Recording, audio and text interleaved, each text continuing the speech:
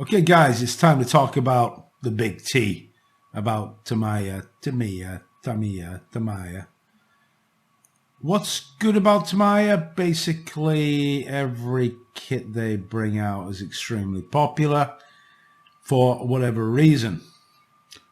What's disappointing about Tamiya is they haven't brought out anything significant for quite a while in the 135th military vehicle series for some time now. And this is, we're going to have a look at the catalogue, but we're only going to have a look at the military aircraft and vehicles. We're going to have a look at all of them. Let's start off with the online catalogue on their site. And probably the area that's disappointing to a lot of aircraft modelers is the 132 aircraft series. Every single one of these kits, when you starting here, I mean, these are the early ones, the Phantoms, the F-15, the F-14, they still hold their own today. And the F-16 moved up a notch. Then when this Zero came out, they really like pushed the limits here. I mean, this was like a breakthrough kit when this came out, and even now, it's still, like, I advise getting it. I built this kit, it's amazing. The level of detail is incredible. And from that, they went on to do a raft of Spitfires. Haven't built a Spitfire. Spitfire's outstanding. I built the Mustang. It's incredible. Like, it's just top drawer. It blew away everything, and there've been so many mess ups with that kit in 32 scale up to that time. When this came out, like, that was endgame. So great. Corsair, not built one of them. And then the Mosquito, maybe a little bit less popular. It was a surprise when that came out. Nobody expected it, but not a big seller. It's expensive kit, but I don't think it's as popular as you would imagine. I didn't see many built. The Corsair, extremely popular, but this is going back quite a few years, and there hasn't been anything from them for some time now. Are they still developing that series? I wonder if they are or not. Let's be realistic here. What's the competition offering at the moment? On 32 scale, there's Lancasters, there's B-17s, there's B-25s, there's a whole raft of stuff that are getting produced by other manufacturers. When Tamiya drop a 32 scale kit, it will be great. Now, I was really hoping we would see a BF-109 early, like an Emil. That would be my I want kit. But if it happens or not, who's to say? We can't speculate about this. They keep their stuff pretty tight, yeah, for obvious reasons with all the competition. Let's go back to the catalogue now and look at the 48 scale kits. Aircraft again. 48 scale aircraft. They've still got all their legacy stuff. Some are discontinued. From this kit here, the A3, no, sorry. From this Mustang here and that F8A8, everything is pretty top notch. I built two Tamiya Mustangs in 48. The fit's incredible. They're still really good kits, and they produce quite a lot. They're all World War II genre basically, and things really pump up when they brought out this F-16 CJ. When they brought that out, that was another step up where they integrated some innovations. They used some screw connections. It's exquisite model anyways. For the 100th release, they did the Storch, and a lot of people were disappointed. I've got one. I've still got one in the box. This limited edition. There's some really interesting, innovative stuff that they did in putting the transparencies within the clear inside the fuselage. So that was a milestone release, and up to this day they keep on knocking them out the park basically, except for a few odd ones like this Dewatine, which I think they have an Italeri kit there. Anyways, the real big news was when they announced the F-14s, and I've got the F-14D. That was phenomenal. Everybody wanted that kit, and it's worked out great. From the Spitfire is excellent as well, and the latest kit they've done is the P-38 Lightning. Again, super innovative, and I want one of them. Now, the last release they did an P-38H. We definitely will see something come out in 48 scale. It's just they're producing them all the time, and they're all great kits. They aren't getting dumbed down. They're actually pushing them up. And when you look at that P-38, the way I don't use this term engineering because I'm a former engineer. The way they designed the kit is really good. There's a lot of thought process in the design, where they use the weighting, the way that the spar runs, all sorts of features that make it very buildable, and really push the level up. The thing with 48 scale aircraft kits is, no matter what, there's not really that much parts in aircraft kits. Yeah, there's not too much involved, and I think Tamiya are like the leaders in 48 scale aircraft. They just produce a kit. It's fine. It's delicate. It works. There's accuracy seems to be there. Yeah, they research the kits very well, and they aren't popping them out one a month. You're seeing these kits drop maybe once a year, basically. Maybe you might get 2 in a year. So we're still waiting to see what will drop in this 148 scale series. Still waiting patiently. It'll be interesting. I would love to see, my dream, absolute dream, would be an F4 Phantom E and G, late E and a G, the Wild Weasel. If they did an F4 Phantom, like, oh, that would just melt me. I'm not too keen on the SWS one. It's massively overpriced, and also you have to go back to the Hasegawa F4E and G to get one, and that's pretty old. Still great kit, but if they could do a Phantom, that would be just wunderbar, yeah, for me. And there's lots of things that they can open up. Personally, I think it's going to be something World War II, and I'm trying to even think they'll probably go back to some domestic market, like a World War II Japanese is just really what I think will be what will come out there. Or maybe, I don't know, maybe something else. Whatever, we have to wait and see. But we sort of know that line. There's not going to be any ground broken there. You're not going to see a new tooled B-26 Marauder or anything that's like, holy cow, I never thought they were going to do that. You're going to see something run-of-the-mill that's going to sell well, that's going to do good for them, and it's going to do good for the consumer as well, because they're going to buy that kit. They know the quality level is, second to none, basically. They set the bar there. Now, that's aircraft. Now let's talk about armor. Armor, I think, is a different subject altogether. I'm going to say it, I think Tamiya have fallen behind somewhat with where they were. And let's open the catalogue here. They've still got all their old classics, and the classics are still popular. They're not bad kits, they're still quite popular. But we're talking about recent years, and let's go to the ones that sort of broke the mold, the ones that really people thought, wow, that's something new, that's something innovative. And I'm trying to find it. We'll come across it pretty soon.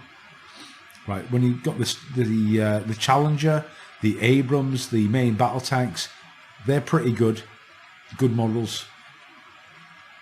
They still hold up today. But I'm still looking. Let's go forward. and looking for the ones that really broke the mold, and there's not many, unfortunately. See, these are all pretty standard run-of-the-mill. There's nothing like the Churchill is not that great. It's superseded massively. The Cromwell, well, it's a Cromwell. It's just doesn't have that oomph to it, in my opinion. Right, okay, here it is. This is where they broke the mold when they brought this out, the Dragon Wagon, yeah? Like a really big, impressive kit. They had PE, they had everything. Still an amazing kit to build today. Holds its own today. Really excellent breakthrough kit. People didn't expect to see it. Then they dropped another one. They did the big Famo. And you can get this also in the recovery version. Massive kit. You know, something that really is interesting to build. Does it tell you the parts count here, which is what I'm interested in? Maybe it doesn't. It says it's a big kit, 243 millimeters. It just tells you all the the pieces and parts. So the Famo, the Dragon Wagon, wow, that was, that's gone back a long time now, over 10 years. Then they also have this armored recovery. They got out this is again another really great kit that sort of broke. That's based obviously on the Dragon Wagon, but they've got the recovery vehicle. Really popular, excellent kit to build. It's something you can really sink your teeth in. Then this is I think this is really their top kit, really, in 35th at the moment, is the Famo and the tank transporter. But something that's a real big build, something that you can, not just a weekend, something that you can build over a month or two or 6 or a year or 2 years. They say it's impressive. It's really big model, no doubt about it. Yeah, and with the design, etc., they go together well. Excellent. Yeah. After that point in time, there's not really that much from them, and there's nothing that's wow. There's nothing that sticks out. They do okay. Their Abrams Iraqi Freedom's pretty good. Their Challenger 2's good. Then they do the domestic stuff. I basically built that, the 2A6, which is, it's okay, but it needs stuff to bring it up to the level because it's missing parts that you need. It's still got the molded on blob handles. That's easy to solve yourself. This was a very good kit. It's very expensive still. I really would like one. The B1 BIS, another bit of a groundbreaker, because they sort of broke the mold here again. People weren't really producing anything of the Second World War, French early war, and this was this was a very significant tank at that time. And they brought out 2 versions. They brought out the one during the Battle of France, and they also even did the one that was used by the Wehrmacht as captured vehicles. So at their milestone release, so they've got stuff that's okay. The JS2's alright, it's nothing special.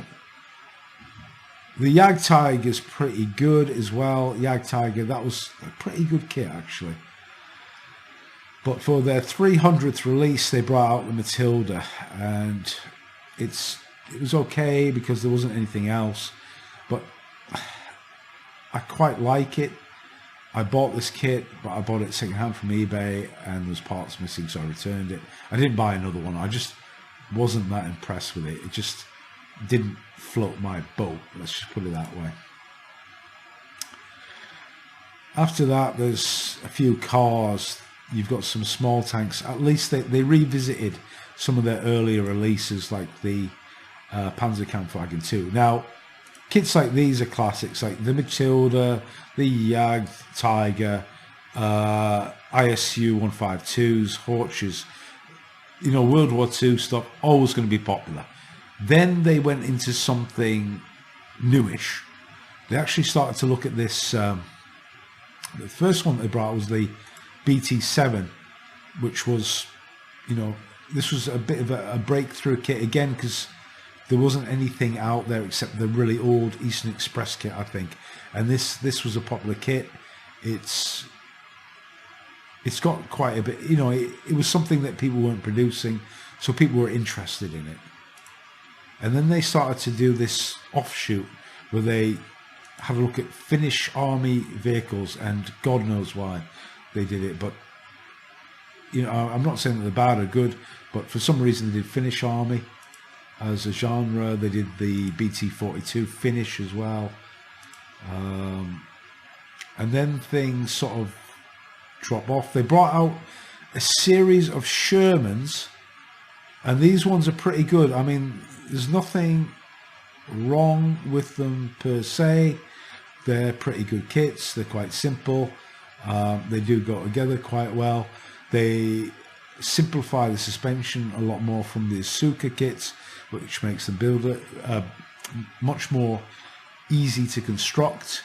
However, downsides are rather chunky parts for the brush guards. You've still got blob handles for where there should be real handles. The usual Tamiya quibbles, basically, yeah. Then they brought out this elephant. I would like this, actually. I think it'd be a pretty good kit to get. I quite like the look of this. This is, you know, one of the last ones that's sort of up there, yeah, that look like a significant kit. And then they rehashed the Abrams, which was pretty good as well. That's a popular kit.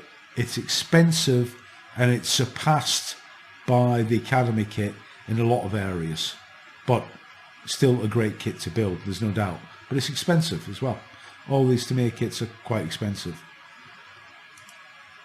Now, after that, they did domestic. They did the last main battle tank they did, modern, was the Type 10. And I got one, and it's just a little bit boring, that's all. It's not a bad kit. It is what it is. And that's it. They stopped their main battle tanks, modern main battle tanks, at that point. And that's, I think, about 5+ years ago. After that, they did... These are re-releases, so the M1A, what do you call it? The MOT. I'm just going to call it the MOT. They rehashed that, but it's a really old kit. Added some bits, rehashed it, let it out. They brought out this Nashorn. Now, this kit, pretty good. And the one that followed it as well, pretty good, because they did scale thickness armor. Their Panzer IV chassis is pretty good. Pretty good kit, actually. You know, it's all right, and a good competition with what Dragon offers as well. And I think they're in about the same price bracket, roughly. Okay. So after that, what we've got, I bought this kit and I built it, and it's not the actual right. It's nothing to do with Tamiya. It's just, I just found the kit, it just didn't absorb me. I found it a bit boring. There wasn't, maybe I need a higher part count to maintain my interest, but this kit really just did zero for me. Whereas I think the B1, the Char B1 would, but that did nothing for me. I built this. I built the Panther D, and they did a really good job with this kit. Really simplified, but they also got like really nice details on it that were easy to construct. Like the key point was the way they did the wing nuts on the front fender. They did such a great job of getting that detail. And on this one, what they offered was a series of extra parts that you could add on. So you had quite a good idea. So you could get the metal gun barrel and add it on. You could get separate link tracks and add them onto this kit. So you can get the base kit, build it up, And then it's the photo etch as well, which there's very few kits with photo etch that they actually include. So you've got a base kit that's good out the box, and then you've got a series of options. But at the same time, other manufacturers have got all the bits and all the bells and whistles in the box. And Tamiya kits are not cheap. Now, they brought out the M4 Easy 8. I built this, but to bring it up, and I enjoy bringing kits up, so it's not a quibble. I had to replace a lot of this, like the brush guards. Again, they're so thick. All the handles need to replace. I needed grills. This mantler cover was usually had a fabric covering on them, so I replaced that. Quite a lot of work to do, but really satisfying build. Again, like not cheap as well, that kit. So we're coming up to the end points, and I think this is where they sort of draw the line. This is the last, like, wow kit that they did. This is the last 135th military miniature series that they did, which was like, whew, that's good, that's impressive. Of course, yeah, a bit more expensive, but look at what they did. First of all, really big vehicle, yeah. They've got a crew, they've got ammunition. They offered the barrel was a separate part as well. You could buy the barrel, metal gun barrel, and have that as an add-on with some ammo as well. You know, all that super duper stuff. And it's, yeah, expensive kit, but you know, it's not like that, you know, weekender type kit. It's one of those ones, it's going to take a bit of time to build. It's got a higher parts count. They have some complexity in the that sort of, I don't know what you call it, the loading deck, I think you would call it, or the compartment at the rear, the fighting compartment at the rear. But that's a good kit, you know, one that I want. But after that, and that came out again about 4 or 5 years ago, there hasn't been anything since that that's like, wow, you know, I mean, what's happened? Instead, they've actually simplified stuff, and they're bringing out stuff that's a little bit, to me, it just doesn't float my boat. The only one that I do like, I like the Brombar, okay, because it's a Brombar, and it's a low part count, but they got the later version. I'll get this eventually. I'll definitely build this. I want this kit, and it's just because it's a World War II vehicle.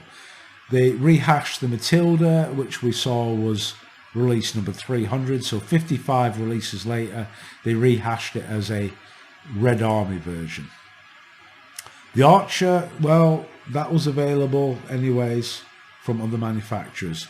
They rehashed the Vespa because nobody else, I think there's only one other manufacturer that makes it, but they did the Lincoln length tracks, big deal. Nothing super about that, believe me.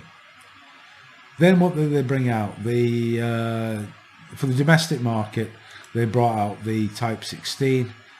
Just doesn't have that appeal to me. That's just, it just doesn't do anything for me. But they did offer the extras. You can get a metal barrel for this, but to me, it just doesn't float my boat. And that's probably, and I said main battle tank. That's the closest thing that you've got to, you know, a modern main battle tank. The Leclerc, they re-released this. All they did is, I think they removed the original release, and I built it, had metal road wheels, and they've re-released it with plastic ones. That's all they did there. Sheridan, pretty good idea. It was good to see this kit released by Tamiya in the Vietnam guys. And also you get, the photo etch you need to buy separately, and that can cause a problem. There's no doubt about it. In some countries it's easy to get this kit, but it's not as easy to get the photo etch, and that can be disappointing. But it's, you know, it keeps the price down, but you have to pay more in the long run. At the same time, Rife Field Models brought out their Sheridan, like a more modern version, and it's really up there. It's got individual track links, it's got all the photo etch, it's you know, it's like a top end kit, all bells and whistles included. The Tamiya one's a bit basic, but still a good kit, accurate, etc. They've got the crew on. It's okay. Let's just call it okay. Then after that, okay, they rehashed the M10. The Hummel is basically the Nash horn, except it's a self-propelled gun version instead of the tank destroyer version. So to see this, no big surprise. But it is a good kit because it's got the upper superstructure, really nice thin in scale stuff. It's a German subject, it's going to be popular. Okay, I'll give them that. Then they rehashed their light armored vehicle with just a little machine gun. Again, no appeal whatsoever. And this is where I think things really drop away. I think this is where, like, we're waiting on you, Tamiya, to actually bring out something of some significance. The 38T, first of all, this model is, okay, it's the Tamiya version, so to some people they want the Tamiya version. I don't. The Dragon 38T, the Academy one, well, especially the Dragon one, is one of the best kits you can buy. It's got the individual track links, it's got an interior, it's got really good detail, it's a smart kit, etc, etc. This is okay, but look here straight away, look at the crude way that the straps are on the fuel canisters. This rear toolbox, just made out of plastic, it should be, you know, photo etch. If you want to push the detail, you want your parts to be better than this. It's nothing great. It's not bad, but it's definitely nothing great, that kit. They released some infantry. Okay, big deal, right? They just released some 35th scale infantry. They go on about a few things that they're probably useful, but insignificant to me. And now this KV-1, some people are raving about this, and I think this is one of the most disappointing kits they've released, in all honesty. Okay, Trumpeter do one, and I think other manufacturers do one, but let's wait and see what Rye Field's model do with this.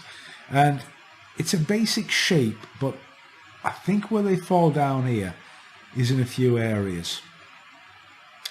And the main one, and I knew it was going to be the case as well.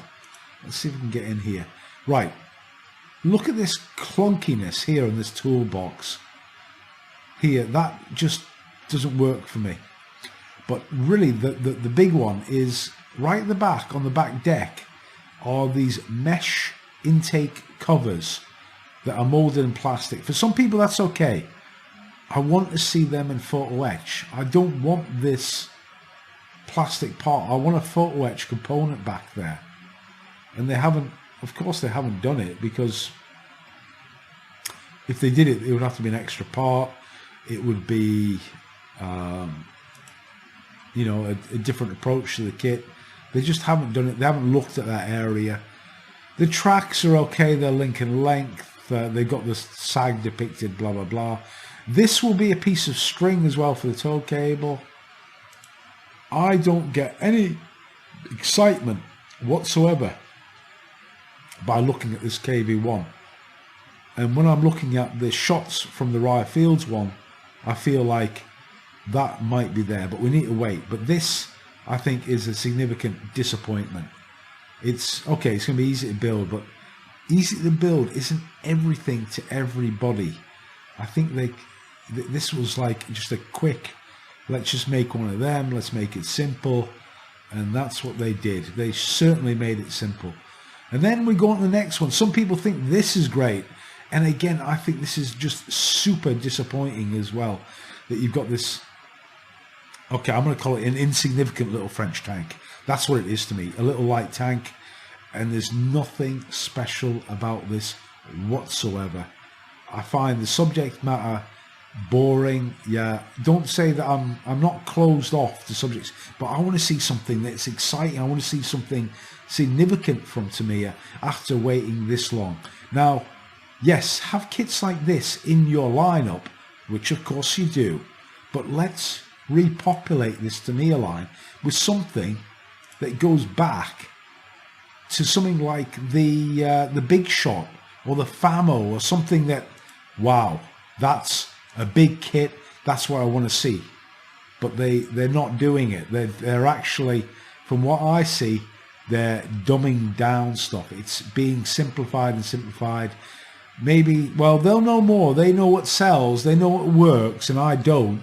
But from my point of view, I don't see anything there, especially on this last page, that, you know, that really excites me at all. On this page there's a few, but again, a lot of them are re-releases. So what are you going to do to me? Anyways, thoughts and opinions are welcome. Probably stirred up a hornet's nest, but that's the Tamiya catalogue in August 2020.